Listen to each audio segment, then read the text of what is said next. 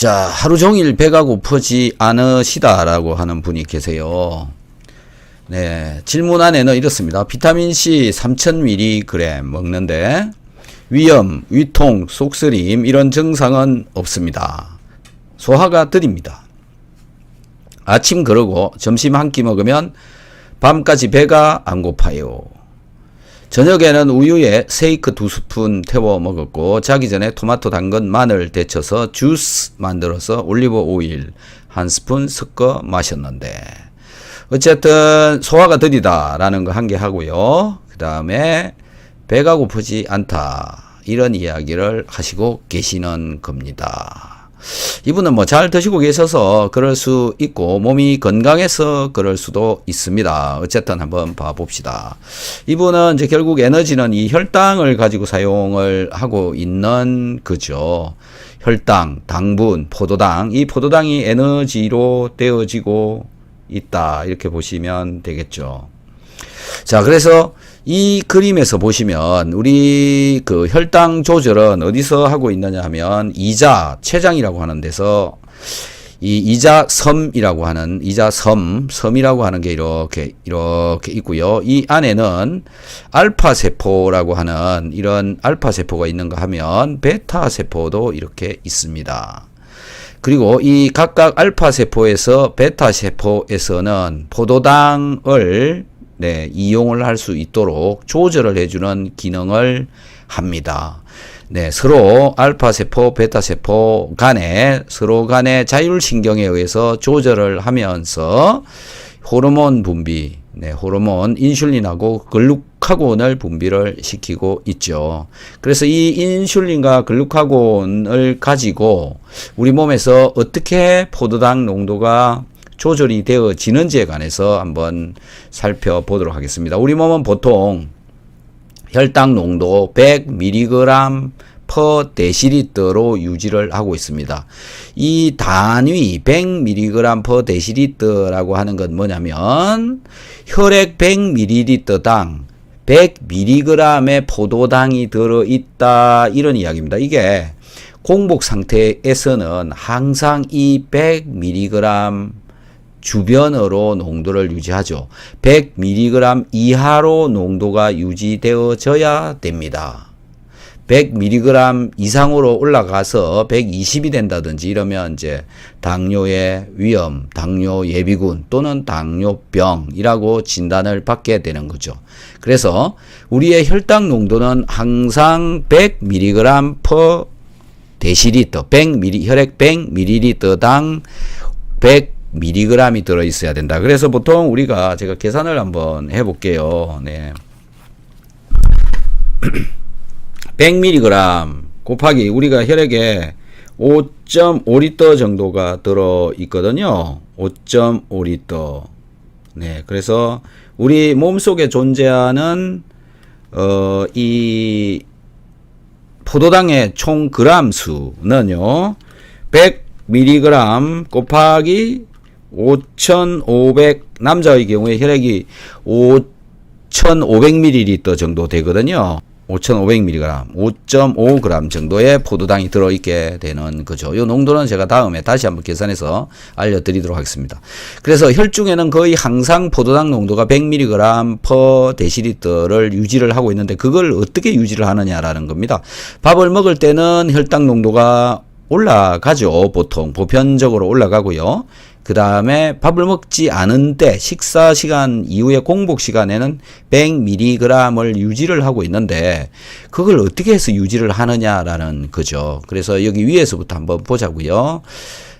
혈중의 포도당 농도가 감소하면 이때가 이제 공복의 상태라고 보시면 되죠. 네, 포도당 농도 감소. 포도당 농도가 감소되어지면 어떻게 하느냐 이쪽에 한번 PPT 혈중 포도당 농도가 감소를 하게 되면 췌장에서 글루카곤이라고 하는 것이 분비가 되어집니다. 췌장의 알파 세포는 혈액 속으로 글루카곤을 분비를 시켜서 보낸다라는 거죠.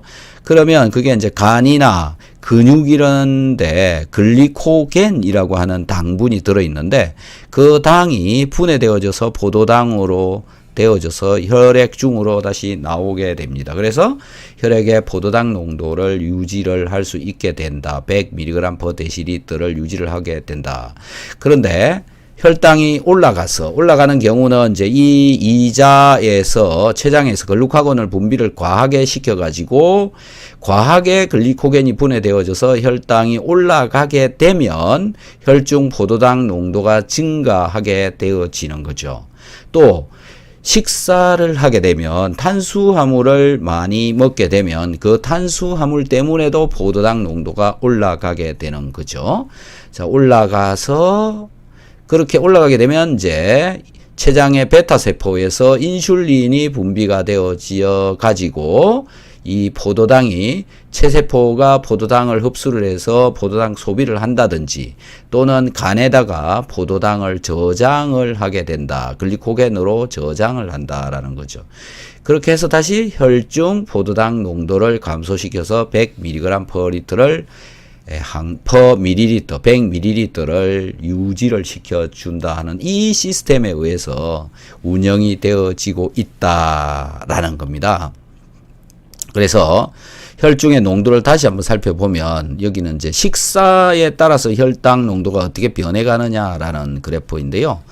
식사하기 전에는 보통 100 이하의 혈당을 이렇게 유지를 하고 있다가 식사를 시작하면 혈당이 농도가 이제 100, 120 이렇게 쭉 올라가게 되는 거죠. 그런데요, 이와 동시에 이 농도가 올라가는 것과 동시에 또 인슐린도 이렇게 올라가기 시작합니다. 인슐린 농도도 올라가기 시작한다. 그래서 인슐린이 올라가면 이 포도당을 소비를 해라 이렇게 되어지게 되는 거죠. 간에 저장을 하든 근육에서 소모를 시키든. 그래서 다시 포도당 농도가 떨어지게 되고 포도당 농도가 떨어지게 되면 인슐린 농도가 떨어지고 그와 동시에 인슐린 농도가 글루카곤 농도가 원래는 식사 전에는 낮았다가 식사를 시작하면서 글루카곤 농도가 떨어지기 시작합니다. 이렇게 떨어지기 시작한다. 쭉쭉쭉쭉 내려가다가 글루카곤 농도도 보면은 90에서 100 정도 사이에 존재하게 되죠. 네. 올라갔다가 식사를 하게 되면 뚝 밑으로 떨어졌다가 식사 한 2시간 정도 지나고 나면 다시 글루카곤 농도가 올라가기 시작한다. 그래서 이게 이제 공복 상태에서는 이 글루카곤 농도가 일정하게 유지가 되어지는 거라고 보시면 될 것 같습니다. 그래서 글루카곤에 의해서 인슐린하고 글루카곤에 의해서 혈당 농도가 조절이 되어지게 되는데 통상적으로 우리가 하루 24시간 중에서는 누가 일을 많이 하고 있냐면 이 글루카곤이 일을 많이 하고 있다라고 이해를 해야 될 것 같습니다. 네, 글루카곤이 분비되어지는 경우는 언제냐면 식후에 혈당이 감소하게 되면 글루카곤이 분비가 되어지고 글루카곤이 분비가 되어지니까 혈당이 다시 100을 유지를 하게 된다. 또는 글루카곤 분비량이 더 많은 상태가 되어지게 되면 혈당이 더 올라가게 되는 거죠. 그래서 혈당을 높이는 요인 중에 한 가지가 우리가 먹고 있는 탄수화물 때문에 그렇다라고만 이해를 하시고 계실 수 있는데요. 그게 아니라 글루카곤이 분비량이 많아지는 것 때문에도 혈당이 올라간다라는 거. 그래서 글루카곤 때문에 혈당이 조절이 사실은 되어지고 있는데 글루카곤 분비가 많아져 버리면 혈당이 올라간다라는 거고요. 하루 종일 공복 시간 보통 15시간에서 18시간 정도 되는데 이 시간 내내 분비되어지고 있는 것은 글루카곤이다. 글루카곤에 의해서 혈당이 조절되어지고 있다. 글루카곤이 과하게 분비가 되어진다 그러면 혈당 농도가 항상 높은 상태가 되어질 수가 있다. 이렇게 되어지는 거죠. 그래서 인슐린 저항성 때문에 문제가 발생한다라는 게 아니라 글루카곤 때문에 사실은 문제가 발생하고 있다. 이렇게 이해를 하는 게 더 쉽지 않을까. 이렇게 생각을 해요. 자, 그리고 이제 포도당 농도가 올라가게 되면 이제 인슐린이 포도당을 소모를 이제 시켜서 혈당을 감소시키고 이 인슐린이 작동하는 시간은 사실상 보면 총 하루 종일 중에서는 6시간에서 9시간 정도 식후 2-3시간 이 정도밖에 되어지지 않는다라는 거죠. 자, 그래서 이 좀 전에 이분의 경우에는 혈당 농도가 계속 충분하게 잘 유지가 되어지고 있다라는 것은 글루카곤 분비 조절이 잘 되어지고 있고 인슐린 분비 조절이 잘 되어지고 있다. 이렇게 이해를 하면 될 것 같고요. 이 인슐린 분비 조절은 자율신경에 의해서 조절이 되어진다. 이런 얘기입니다. 자율신경. 자, 그래서 자율신경에 의해서는 여러 기관들이 이렇게 작동을 하는데 여기 췌장이라고 보이시죠? 췌장. 췌장에서 소화효소 분비하고요. 인슐린 분비는 억제를 시킨다. 이때가 언제냐면 교감신경이 항진이 되어질 때입니다.